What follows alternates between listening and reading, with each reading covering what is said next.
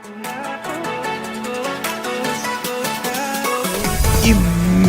if you have your vision as the car with the right team. Imagine how quick that vision will come into the footsteps. Something that was taking 5 years, 6, 3 months. This morning is all about leadership and influence.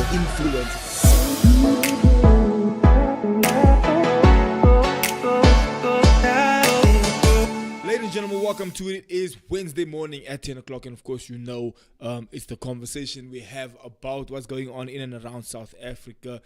Sometimes it gets very deep, sometimes it gets very personal, but today we're of course having that conversation, of course, with my co-host, Mr. Larry Varrie. What's happening, my brother? I'm good, man. I'm good.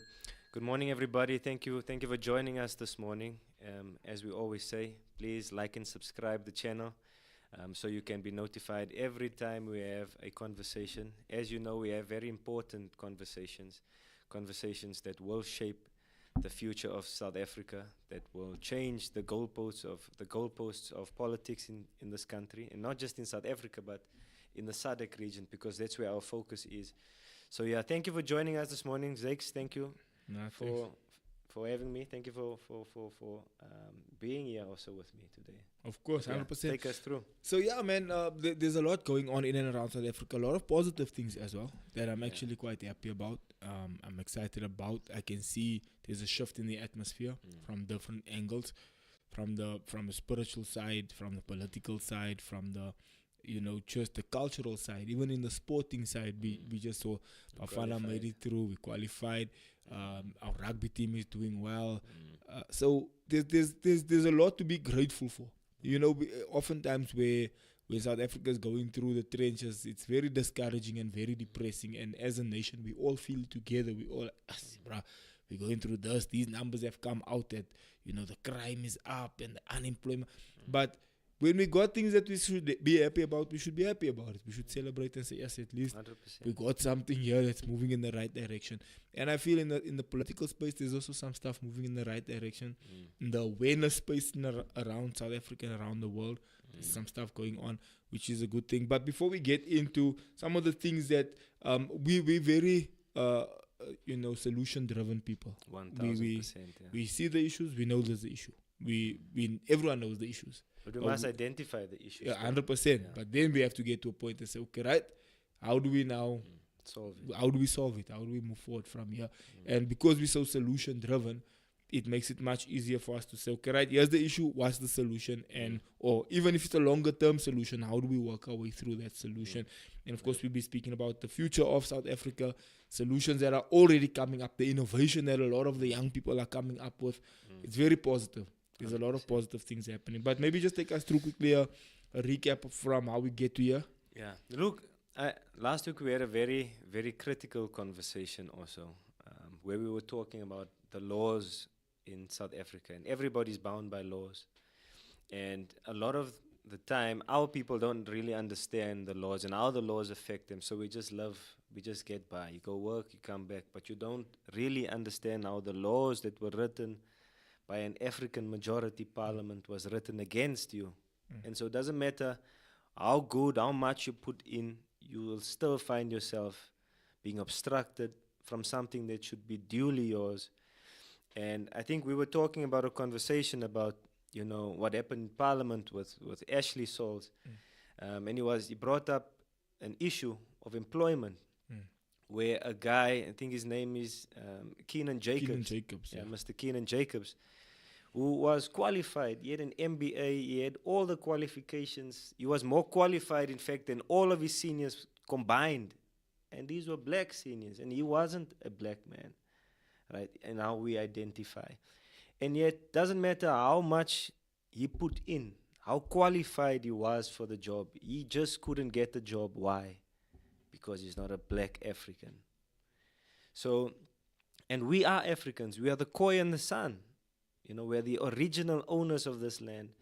So last week we were talking about how this act, this Employment Equity Act, and by extension the Employment Equity Amendment Act, has been a tool to erase us, to prevent us from empowering ourselves. Because when that man was deprived or denied that, it wasn't just him, you denied his whole family. Including you denied the whole community. The entire Khoisan nation, because you've denied him not based on his skill, you denied him based on who he is and what he is and what he's not. And that is our biggest challenge we have in South Africa. So when we speak about, in fact, when we, growing up, we always were taught, coming from 1994 into the new democratic dispensation, we always thought about justice, that there's going to be justice. Justice for all. But, growing up, you realize and you ask yourself, but where is the justice? We were promised this justice, but where's the justice? There's no justice, right? We were told that things are going to be better, that race is not going to be a thing, that we are going to be, at the back end of. But, when we talk about justice and equality and dignity, where's our justice? Where's our equality? Where's our dignity? And one of the points we were even talking about is, when we talk about equality, we also don't talk about formal equality. Zakes says this, so Larry must also have this. No, substantive equality, real equality, addressing the issues of the past. And if we look at how this Republic of South Africa, the basis on which it was formed, we look at the preamble of the Constitution. And the preamble of the Constitution speaks about recognizing the injustices of the past. That is critical. Everything that the whole Constitution seeks to achieve is in recognizing that we have a past, we have a history. Things happen, people were dispossessed of certain things. And if we want to address that, we can't just say, right, one black, one white, one Khoisan, one whatever. It's not going to address what happened in the past. And so when we talk about substantive equality, we talk about recognizing that in order to make these people equal, this is what we must do. So when we look at redress policies like BEE and the housing schemes and all these different things, we must assess where does the law place us in terms of redress, because the law doesn't prioritize us. In fact, in many cases where maybe there must be a 9% colored, like we discussed last week in terms of this act, right? Even though we don't agree with the classification. In many cases, you won't even find a 9%. It will be 100% black. So this is a big issue. And last week we spoke about housing and eviction. There was a 76-year-old Khoisan woman that was evicted by a white government in Cape Town. A white government. A 76-year-old woman who can't find a job. She's 76 years old. She was on the way back from hospital. Yes, she's a Khoisan woman. How can a 76-year-old woman be denied justice in a constitutional democracy that promises us justice? So these are heartbreaking truths that we are living with. And when we want to build a future for South Africa, we have to recognize that these are the things that we are being faced with. These are the issues that we are being faced with in the country. The whole world preaches about, how, in fact, we talk about Palestine, was an issue that I saw yesterday. We can sympathize with what is happening in Palestine, but yet we have issues here in the country that we're not dealing with. Yesterday, I don't know if you saw these boys that were shot in Westbury. I heard about it on the radio. I was listening to the radio. This is it is a crisis in the country. But nobody that worries about it because it's not their problem. They carry on with their capitalist ideology, their capitalist goals, and to hell with the rest. In fact, it will do us better if these people kill themselves.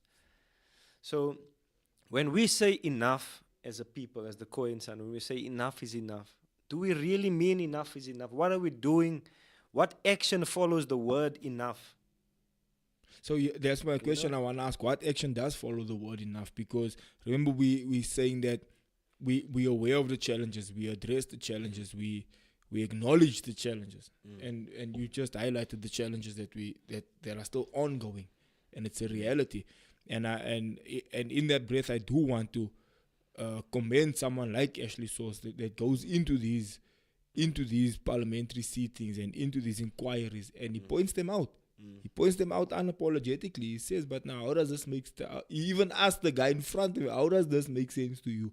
Look how qualified this guy is. Look how, well he's doing. But now you bring in another guy that was a temporary, you make him permanent, and you put him over this guy. That makes no sense.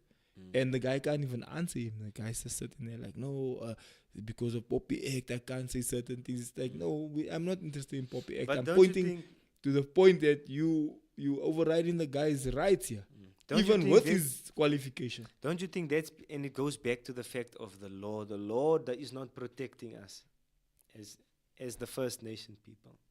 I mean, a qualified is not someone that's going to be doing him a favor. The guy is qualified for that job, and he can't get it because he's not black enough. So those are the issues, and for me, it's like we've said last week, like you even saying, that is good, because he's raising an issue about what is happening inside, so that everybody can see this is how we are being dealt with. This is how they perceive us on the inside. Ons is niks nie. You understand? So what other solutions can we bring to the table? Like what Ash is doing now in those inquiries, he sits down and he addresses it head on. That's one way of dealing with it, right? I know you very heavy on the issue of the law, fighting it legally. You're very heavy on the issue of that as the original Khoi in the sand, there's also a law that's at play there, and that has been identified also in the Constitution to say this law also has an authority, and it also has a right, and it also carries weight, right? But I sense that a lot of people don't really understand that weight that it carries, and I don't even think there's a lot of people that even knows about the fact that there's a first law that actually also still carries weight, and I think it's purposely done that way to exclude people to understand that there's actually a law at play here, that you actually have the right to do certain things. But the less you know about it, the better it is for us, because then we can continue to make a mockery of your rights while you don't even know that you have those rights. So there's what Ashley Saltz is doing. Thumbs up there. There's a tick there to say, okay, right, he's doing something good there. There's what you guys are doing with GACCSA as it relates to, okay, right, let's fight this thing from a legal perspective as well.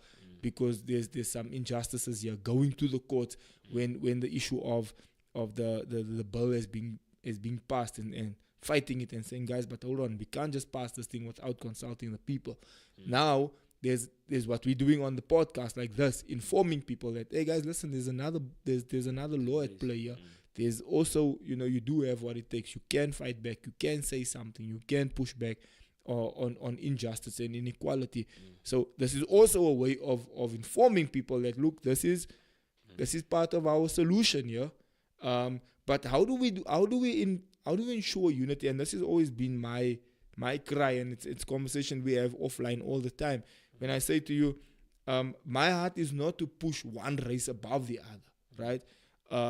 But at the same time, identifying and rectifying the injustice if somebody is being treated unfairly, whether it's a brown person, whether it's a black person, whether it's a white person. And in this case, in the cases that we're mentioning, it just so happens to be that it's brown people being treated unfairly. The one you mentioned about the old lady coming back from the hospital and finding that she's been evicted. The one you mentioned now about Mr. Jacobs, that is so qualified but is unable to secure a position. Those are injustices, right? But what would you then say, how do we to deal with the point of restoring our identity, but also bringing that unity? Because those things can coincide. They can work together. Or what's your thoughts on that? No, 100%. Look, first of all, if we talk about building the future of the country, we have to talk about it from a place of truth. The reason why we are where we are and we have the division when we're supposed to have been uniting is because we're not dealing with one fundamental truth, or we're choosing to start our history, the country's history, at a particular place that excludes in 1910. In 1910, it excludes the whole 14, 15, and 1600. And then you're excluding a particular group of people. There's even some black people are excluded. I'm using now again black people, but that are also excluded when you move beyond 1930, 1910. But it's specifically meant to deal with the Khoisan issue, because when you limit that, then you're trying to limit the Khoi and the San, but you can't limit us. You can't stop us. We are an unstoppable revolution. So when we talk about the unity, like you're saying, the unity that we are all trying to build, unity within the Khoisan, unity within the country, we must first start with where the Constitution starts, recognizing the injustices of the past, all of the past. There's no past before us because we are the first. We are the first. So when you recognize, we take So the that strategically Constitution. start at a certain point to exclude what comes before then. Yes. But the Constitution in its preamble doesn't put a timeline to the past. But in any event, so recognizing the injustice of the past. Then it says healing the divisions of the past. Those are critical things when we want to build the country forward. Because we want everybody to be part of the country, and we want to be part of the everybody. But we want to be respected for who we are as the original custodians, the owners of this land, the people that everybody found here. This land wasn't discovered, they found us here. So if we build from that truth, everybody will be free in the country. The Zulu will be free, the Sotho will be free, everybody will be free. Even the Afrikaners, so-called Afrikaners, and the British, and every other person that lives in the country will feel protected and safe. Why? Because the original person has been restored. Nobody can fight anybody when we have the land, because the land originally belongs to us. We never gave it to anybody. We can't. It belongs to us as a nation. Nobody has the right to sell the land. So, But they're selling it either way, ooh. the Europeans.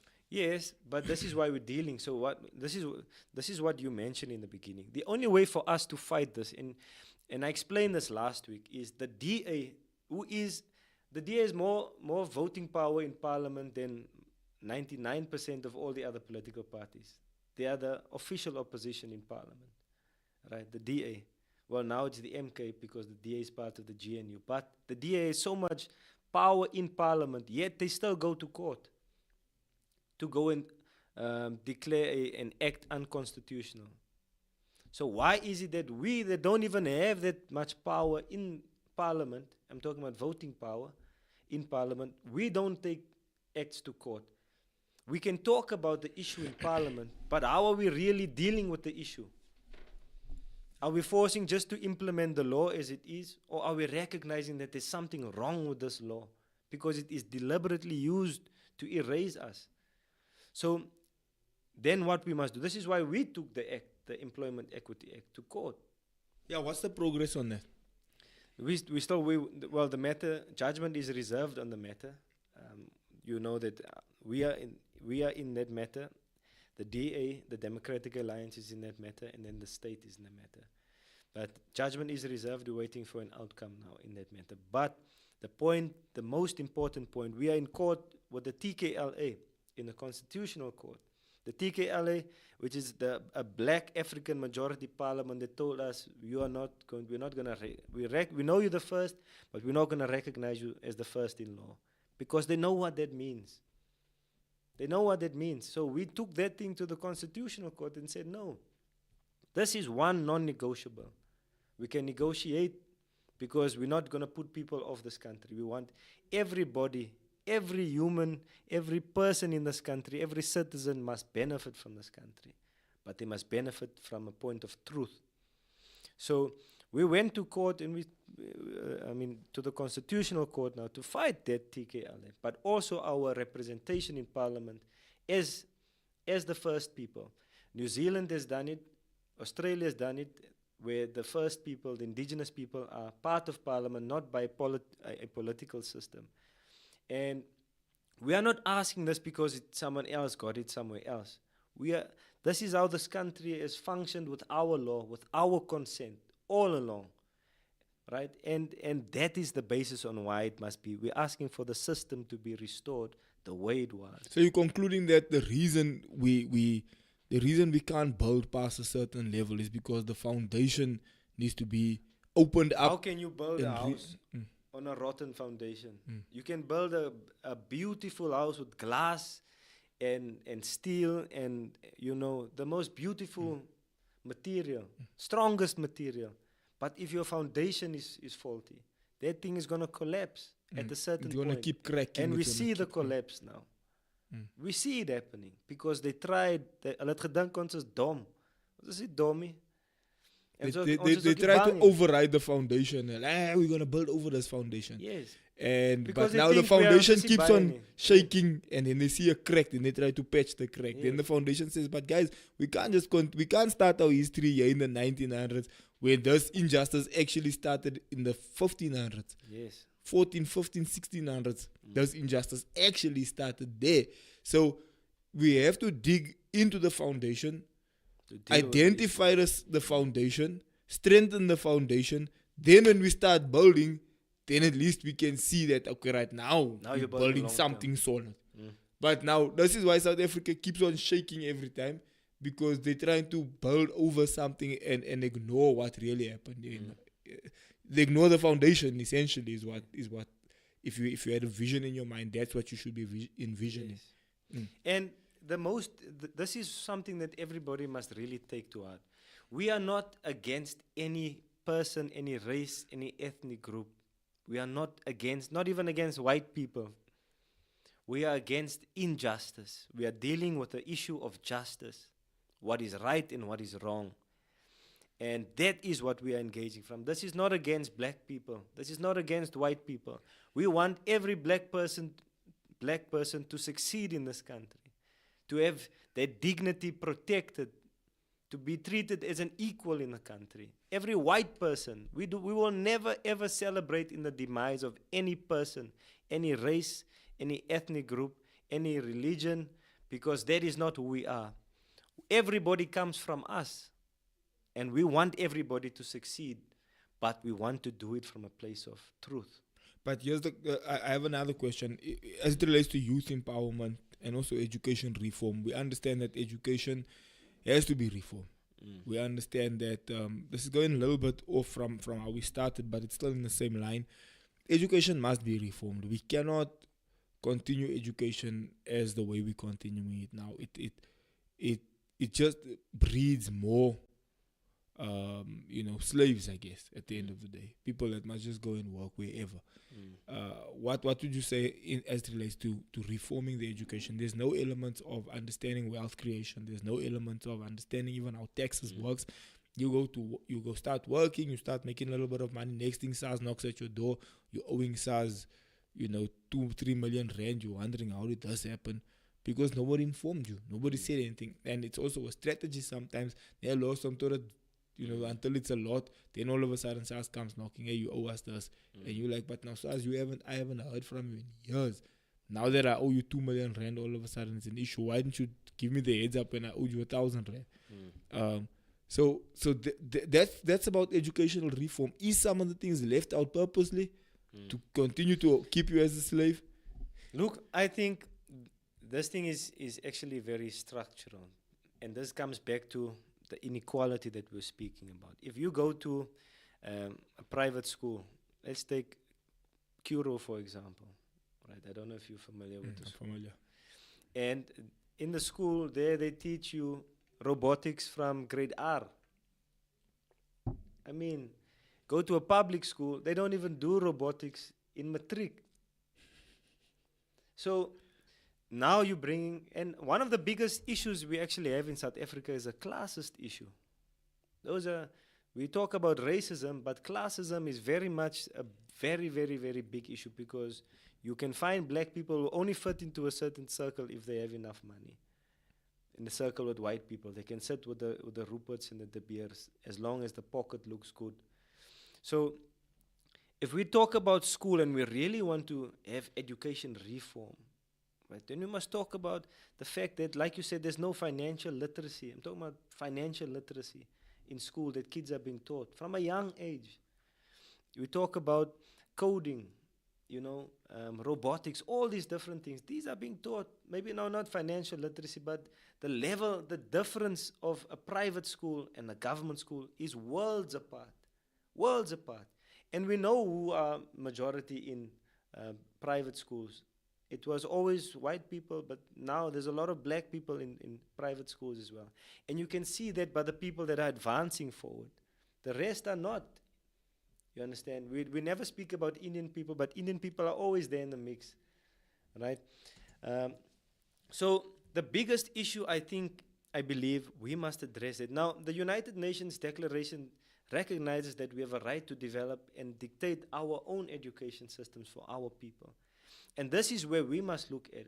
We have all of these mines and land that was given to Khoisan people and so forth, and there's power now that we're going to get. We should be focusing on buying things like, how can we buy a Kuro, for example, and make sure that Kuro is in Rega Park and in El Dorado Park and whatever, to make sure the people in that community have access to robotics and, that level of education. How do we fix the mentality and the mindset of our people? Because we have this conversation all the time, and Jay and I, and we sometimes have it offline, where you find that we say, okay, we go into El Dorado Park. I'm just using El Dorado Park as an example, simply because it's also a very big brown community, right? We go into El Dorado Park, we say, okay, right, we're building a Kuro. We secure the piece of land, we build the Kuro. Yes, it looks class, man. High class, like proper parking area, proper this and that. Next best thing, about a month down the line, there were some lighties that jumped over the fence, started stealing the globes out of the walls. Let's say we had these fancy walls with the lights shining outside. They stole the globes out the walls. Then next thing you know, someone climbed through the roof. They jumped into the computer center. They stole all the computers. So that we can't pin on the government. That we can't pin on the people who are building the school. That we can't pin on the people that are trying to uplift the community. That the only people to be blamed there is the community, because they're the ones stealing the things. They're the ones jumping over the fence, jumping through into the computer room, stealing the stuff. How do you change that mentality? Because I feel like that mentality, it's an external and an internal factor that needs to be changed. Because even in the struggle that we're fighting now, there's an internal factor also that needs to be changed. That's why I was so adamant on understanding who I am, knowing who I am, so that when I speak from a place of power and authority, not from a place of, like Gaiten always to say, it's like, I don't want to speak from a chimima vachi mindset. I want to speak from a, hello, hey, ek is okay, so wat gaan aan? It gives you a different authority, but that authority comes from a mindset. And that mindset, after years of being oppressed and depressed, it's like, it's even if you build that Kuro school, then extension 5, and I'm almost willing to put money on it, that within a year you can speak to that security guard and he's going to tell you, hey, there was like this that jumped over here, or it's gesteel hier so, of iets het gebeur hier so. And within 5-6 years down the line, someone spray painted against the wall, the place is falling apart. Why? Here's my take on that. First of all, I think government does have a role to play. Government cannot be excused from that. If we talk about, and this is why we mention and what the effect of the laws are, like the Employment Equity Act, because people don't have anything to do. Most of people, there are people that are on drugs. Those people obviously need help to be restored to being normal again, right? But the issue is government has a role to play. We cannot excuse government from taking accountability for the fact that they've drafted laws against us. And we spoke about it last week that, institutions, companies have no choice but to fulfill the law. So the law is the first issue. Then the other issue, I would say, is there's law and order must be something that is very strict. People tried and started the CPF thing and whatever, and I think it's a good thing. The community was taking back itself, by itself. But law and order, we must have a very strict, very, very, very strict law and order in our communities, right? And this is why we've started tribal policing, indigenous self-defense units and whatever, so that we can take control of our communities. We see this in the Western Cape with Pagat. Pagat goes and is taking on gangsterism. Where's the police? Where's the army? So, yes, law and order is a very big part of what I'm talking about. Spagas the still police. operate, They still operation. operate. And this is how we begin to take control. And people must be afraid to do it. Kids are not afraid. You go to a school even, and you see how disrespectful they are, right? It's because they are not afraid. They don't understand consequence. And it goes hand in hand with the fact that there's no opportunities for them anyway. But we must instill a strong sense of law and order in our communities. Very strong sense of law and order. Then the other thing, church, I point actually my biggest finger of all 5 of my fingers. I'll actually point to the church, because the church, there's so many. You go to El Dorado Park, I'm sure you will have over 100 churches, maybe more. We actually spoke about this the other day, yeah. 100 churches. In one area, there's like 10 churches. What is the church doing? Church has become a source of income for a lot of people. It's not about making a difference. It's about how can I survive. Church has become politics for people. They're fighting onder mekaar. So the church has the biggest role to play. The biggest role to play in the community is the church. Are they playing that role? I'm not even ashamed to say they are the biggest failures in our communities. The church is the biggest failure. Because the issues that we see, I'll take there's many churches I see even, I'm not going to now name churches, they are in an impoverished part of a so-called colored community. In one of the most impoverished parts of the community, yet the church is thriving. The church is money, the pastor's getting a big salary.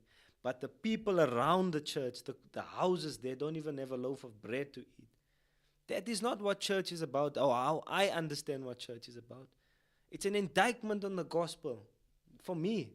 And church, the way I understand it also, has a role to play in developing the community. Where is the development? Where is the development? The church should be seen for what they are not doing. They are a humiliation to the gospel and what they should be doing. So I think we don't put enough emphasis on the role of the church. We must be very hard on the church, because being a pastor, if you have the guts to start a church, then you must have the balls to take on the responsibility of being a pastor in that community. That's actually one of our points that we want to mention now. Be about accountable faith, to the responsibility of being a pastor in that community. Change the community for the better. It's not about a salary and giving a sermon on the Sunday. We said it the last time. A gospel that doesn't address the issue of the day is no gospel at all. The gospel is not that of the past. It's not a history book. It's living. It's a living book. So those are the big issues we have. The church is failing. They want to go and march and do whatever the case. What are you doing in your community? How are you changing your... I don't know if you've seen the march. And I'm not saying it's wrong to march. There was a church march the other day. But what are you doing in the community? We have hundreds of churches. So many churches. But what the hell is the church doing, in the community? Nothing. And we're so afraid. We want to talk nice and we must be this. This is why I went to the Eastern Cape the last time. And ons wil altyd die mooiste voorkom. We want to be the nicest, the smartest, but we have an issue. You want mooi praat and you want to be, diplomatic, but the issue that people are facing with is not a diplomatic issue. It's a real issue. It's a real issue. And people are being killed. Why are people killing themselves? I'm talking about colored people now. On the flats in Westbury we saw that. Why is that the case? It's the same thing like mentioning why will they jump over the fence and go steal the light bulbs and whatever in the yard where they built now this new school. You build a swimming pool, they break down the swimming pool. You build a park or whatever, they break it down. Like Extension 3 Park, they put a LED video screen there. And then I think that screen didn't even last a year. Yeah, it's ridiculous, man. But it's a law enforcement issue. But it's a law enforcement issue. It's a church issue. It's a fatherlessness issue. And it's a community issue also. As a community, I was watching a clip yesterday of a guy that came and said, it sounds like he used to be in that life and then he got saved. You can hear, it sounds like he's preaching. But he's there by the flats. with a mic, like a open air. I don't know where. No, it sounded like Cape Town. Cape Town, okay. But he has his copy on and everything, and he's saying, gents, a state nou, waar jullie ook nog moet party toe komen. Die waar jullie zo stelen en waar wat je uiteindelijk tram kosten maken niet aan en wat, maar jullie is bezig met die snackse goede. Jullie moeten ook nog recht komen. Al verkoop je iets bij die robots of al maak je een plan ivers met vegetables, doen iets ook voor jou. So there's also a mindset shift that must come in the individual on the ground to say, hey, you know what? And it's not that it's not. There's a lot of gents that pull themselves up by the bootstraps. A lot. I know Owens in these communities and what. Owens that came out of bad situations, bad backgrounds, bad things where, hey brother, as niet koos om te eten, niet aantek, maar plan maak. But they pull themselves up. There's Owens that I know that got bursaries and went to go study. Owens that I know that they made a plan. They started their own businesses. They started, if you can hear where he started, he bought some tomatoes. He started selling. Then he bought tomatoes and cabbages. Then he sold. Then he bought tomatoes, cabbages and lettuce. Then he sold. Next thing, he taught himself, can I buy, like even that man that's doing that clothing brand. Can I get a container, make his container, sell from the container, add another container, make his container. Even if you look at someone like Sheldon. Sheldon is from Elders. Sheldon is from Elders. He used to be part of our church. I know Sheldon since when he started. And if you look at Sheldon today, Legends Barbershop is all over the world, bro. It's all over. Maybe not the world, but he's growing. He's growing. He's scaling big time. If you look at someone like that, it's like, there's a lady from Elders that started cutting hair in his mother's garage or in the lounge. We had him on the show. And in his mother's room, he said in his mother's room, né? And then because he wanted to use the pedestal and he wanted to use but already in his mother's room he was already thinking like, I want to go in here because in my Tani's room it's nice, there's a nice mirror, it's got 2 lights, so his vision was already there. In his mother's room he was already thinking global. So the mindset shift for me is a big thing, and I agree with you, all these other contributing elements, because those they're contributing factors, but there's a Sheldon there. There's that ND, the man that does the ND. We also had him on the show. I think we had him twice. Or Sibu Sisu. There's a Sibu Sisu in Elders. There's a Sheldon in Elders. There's a Legends Barber in Elders. There's a ND clothing brand in Elders. And those ones are there. On Sunday, there was a guy that came on stage, Hendricks, 2 degrees. Also NBA degree. Those Owens are in the Elders, bro. There's Owens in the Elders, there's Owens in Regenpark, there's Owens in Ennerdale. You look at Oriqua there, he won the award for best producer. He's from Ennerdale, Oriqua. So the Owens are there. The people are there. I mean, there's names we can mention. Back to back names that we can mention of people that did successful. I'm just mentioning the big ones that I'm thinking about now that has done well and that we've had on the show that I remember. You look at almost the C also. He's trying to push his thing. He's doing his thing. He's moving. His music is going global. You can argue that the Namibian thing that he had with that Seri Dangani Lug, but it went global, bruh. The soccer players were doing it. Here you have what's her name? That Tyler. We are there, bro. We are there, and I feel like we can. We have to put our minds to say, gents, let's do this thing. But again, the Benny McCarthy's, look, they few between, but they're there. I feel like this is where people that achieve have responsibilities. We grew up with that, to say we are family people. Community people. If you're from Eden Park or Regenpark or Elders or wherever, Kraaifontein or Richtersveld or Rivier, wherever you're from, we always know to give back to the community. And people do that. I mean, we see that with Stephen Pienaar in Westbury, with the Stephen Pienaar tournament. We see that with all of these different guys. But are we really doing enough? Is everybody playing their part? I know some people are maybe overplaying their part. While others are lacking. While others are not doing anything. Right, there's your Cheslin Colbys, there's your Wade Funny Kerkers, all of these people. Right, what are we doing? Even us, where we are? What are we doing to change the narrative, to change the mindset of people? I think a lot of the time people don't have enough hope in our community to say that things are going to change now here. You know what I'm saying?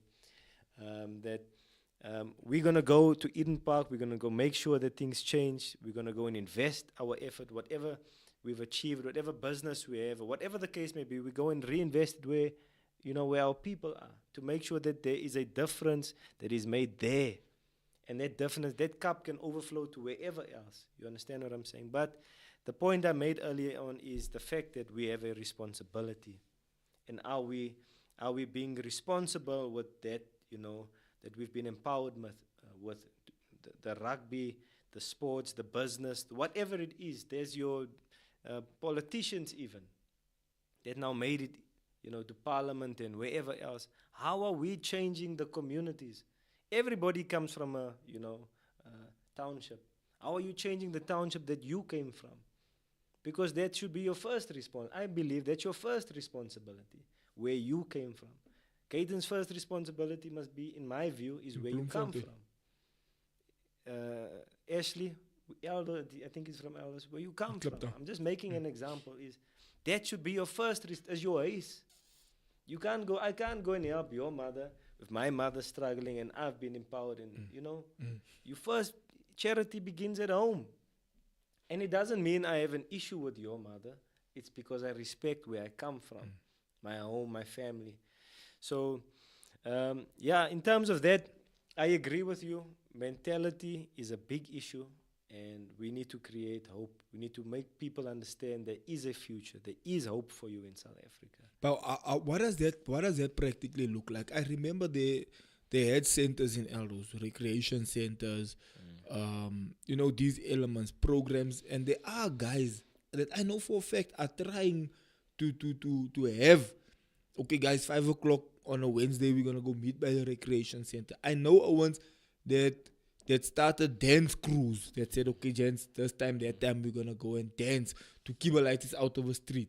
And the crews end up growing and they become successful. But they run into issues where they need sponsorships, where they need finance, where they need these elements. Because I know, even if you look at someone like Ojaysta, he's coming from Eldos. Yeah, he's from Eldos. He made it. He things started turning into his favor. Things started opening up. And he went back to Eldos. He used to do a thing called Stay Warm in May Day, where he then goes, hands out blankets and stuff and all that kind of stuff. Then you look at someone like Taryn, that's the dancer that I think she got from Nike or Adidas or something like that. I can't remember exactly. But she got some sponsorships there. She went back to Eldos doing a dance crew, getting people into a dance crew, that kind of stuff. So there are people, but it always reaches and remember, we're speaking about solutions because I want to highlight the fact that there are people that are trying, and there are people that are making a plan, and there are even this over Kurt, what he's doing, Kurt van Heerden, is there are people that are. I feel we need more people like that, more Ashleys, more Kurts, more Xaviers, more more of that, because what I thought about the other day was, if I look at Kurt, for example, we may love and you forget that we're dealing with these issues in our community because you're so focused on achieving your goal. Hey, I want to have this business and I want to have that and I have my own family and so forth. And you forget that down the road there's, we're dealing with these kind of issues. This is normal down the road. And so someone like Kurt raises that, makes that public again to make us understand, hey, we still have an issue. Daai wat jy praat van die ouens wat oor fence jump, it's because of this issue. And that issue, you find like a guy like Charlie Peterson now speaks about fatherlessness. And you begin to understand how all of these things have an impact on leading to, that boy that's jumping over the fence. But even the church, for me, from a church perspective, because I'm a Christian and I'm a church leader, that to me is where it all starts. Because I was listening to 947 the other morning. And I was driving and I was switching through the stations and they started a topic about blended families and when the child goes to the one mother and the child goes to the other mother. Then Anele was saying, hey, guys, young people, you must be careful. And I said, and I got angry. I switched the radio off. I'm like, if we do this in the way God instructed us to do this thing, a lot of the issues that we have shouldn't have been an issue in the first place. Because when we as the church say, wait until you get married, don't be sleeping around at school and all of those kind of things. It's not because I was a youth pastor for 15 years. I used to say this on the stage all the time. I used to say, guys, it's not because we're trying to spoil your fun. It's not because God doesn't want you to have sex. It's not because He doesn't want you to enjoy yourself. It's because He knows that if you do things outside of the context of where it was supposed to be done, you're going to end up later on with these unnecessary issues that you could have avoided if you just did the things the right way. And why am I bringing it back to the church? Because the church is the place that teaches this thing. Get married first before you start a family. Don't sleep around. Watch for your promiscuity. Don't do these things. This is a sin. That is a sin. And so the church teaches those things. So a nation that comes with morals and ethics and those kind of things, it gets to the point where even if that light is naughty, there's something in the back of his mind. Hey, my tannie het my altyd gesê ek moenie dit doen nie. Hey, my ouma het my altyd chapel toe gevat. Ek moenie dit doen. Somewhere, somehow, there's some sort of conscience that says, hey, gents, let's not do this. Now they come, they're about to hijack someone. Dead lighty. His ouma took him to church always. He feels in his heart, hey, gents, that's what we're doing is not right. And he can turn that whole thing around because there's somewhere, somehow, the church had a role to play to say, gents, that we're doing is not right. Let's leave this thing. I'm going to go fix my life. He walks past, there's an open air happening there, and he hears the pastor saying, it's time to change your life. And he thinks to himself, he feels that conviction, he turns, he goes in there, he goes and gets saved. The church, like you said earlier, the church has a massive role to play. And when that is the case, the issue of fatherlessness diminishes drastically. Why? Because you're in a position where you got married, one wife, one husband. You had your children within the marriage. You raise your children within the marriage. There's a structure. This is why God made that structure. There's a reason God wasn't thumb sucking or just trying something. There was a purpose behind the structure. And now you can see the result when you step outside the structure. You can see there is the symptom of drug abuse comes from the root of the actual house, the fatherlessness issue that you spoke about. And that comes from the structure that God put in place in the first place. I'm listening to the radio and I'm thinking a lot of this could have been avoided. In fact, almost all of it. Look, nobody's perfect. There's going to be divorce. But it can be drastically lowered if we just follow the right structure. It can be drastically lowered as opposed to doing the things the back way around, and now you have all these unnecessary consequences of doing things the wrong way. Look, I think you are 1000%, and it perhaps boils back down to leadership. That we don't have the right leaders. And we must get to a place where we restore moral leadership. Because everybody's a leader nowadays. If you have enough money, if you have enough followers, then you're a leader, in inverted commas. But do you really understand the qualities and the responsibility of being a leader? Because it comes with responsibility, right? And we must also, how can I now put this? We must also have a criteria when somebody wants to, become a leader. Or when we look at politics, for example, we must understand a lot of people are going into politics for power, not to lead. Not to lead, it's for power. And Gayton even said it himself, he's in politics for power. So what are we doing about leading the people in the right direction? Because if you're leading, then your purpose, the reason why you're doing it is right. There's a saying that my father always taught me, growing up, and I think it's a Miles Monroe saying. He says, when purpose is not known, abuse is inevitable. It's a Miles Monroe. So if you don't know why you're doing something, the purpose behind it, then you're going to abuse why you're there all the time, because you don't know the reason why you're there. What am I there to do? right? You're there to lead, first of all. Ultimately, at So the you must end of this, lead with what's my point integrity, here? Yes, Yeah. lead with integrity. Be accountable. Be responsible. And we must make ethics the foundation of power.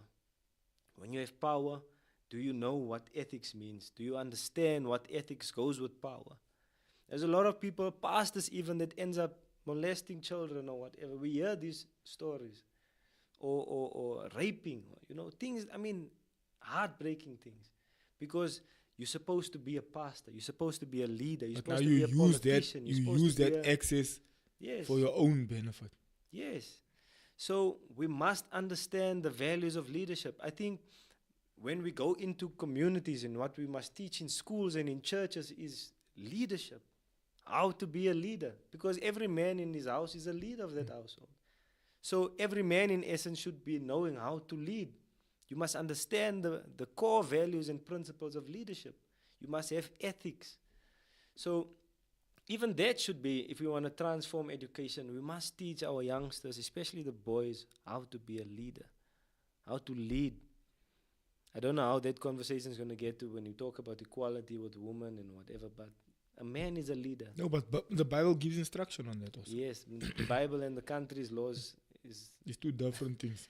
I'm talking, a man is a leader, and man should know. Man must know how to lead. And lead with integrity, with ethics. So those are the things we need to change. When we go back, these are the things we So must these go are back. grassroots issues there. It's grassroots issues. We know about it. Right? And church pastors maybe mention it in the church from time to time, but there's no real emphasis. There's no real plan. There's no real teaching on it. To say, how do I get Zakes out from point A to point B? That's why I'm saying, what's the practical step? Yes. Mm. And those are the things we must work on. We Aye, must aye. create a blueprint, a plan to say, this is how we're going to get us out from A to B. And this is why we even formed it. I don't want to discuss the charter, but I want to mention it. Why we formed the charter, you mentioned it in the beginning. We wrote the charter because we have a law. The constitution of the country recognizes that the Khoisan have their own law. It recognizes that now the constitution is the highest law. Every law must be Must submit to consistent that. with the constitution. Right? And on that basis, we believe it's good. So we say, yes, our law, we didn't need the constitution to recognize us in our law, because our law, the constitution says these people's law predates the constitution itself, the republic itself, in all forms of migration. There was a law that governed here, and that law still lives today, and is still fully binding and functional. But now we need to conscientize people, we need to educate them that this is what your law is, and what your law says, and the power that the law, your law, gives to you, right? And this is having power over our schools, not being dictated to by a Bella Act that wants to erase our languages. So it's about restoring the dignity back to the Khoisan, the dignity back to the people by way of using their own law. We can't use a foreign law to empower us. And we are not primitive people. I also want to put that out. We are a forward-looking people. We want to be, I said this at the Congress, we want to compete with the rest of the world as a people's group. We saw the Zulus went to the UAE the other day, and that's a good thing. They must do things to empower their people. And so everybody must do that. And this is what we mean when we say substantive equality, when we talk about unity and diversity. When the coat of arms says unity and diversity, it means we are different people. We are different, but we must unite in our diversity. So I'm just making that point again because it all comes back to the root issue that we are dealing with. Nah, 100%. Bro, we're going to have to call it a show. Thank you for coming out today. Some interesting comments in the comment section. Thank you so much for everyone that commented. We see David, we see Ampersand, Aytaya. Thank you so much, guys, for commenting. David is speaking about taking the Charlie Kirk approach to educate young people, and in the context of South Africa. And then Ampersand is speaking about moral decay is widespread in society. That teachers, what is it that teachers fearful of their teachers are fearful of their jobs, right? It all goes back to fear of the Lord.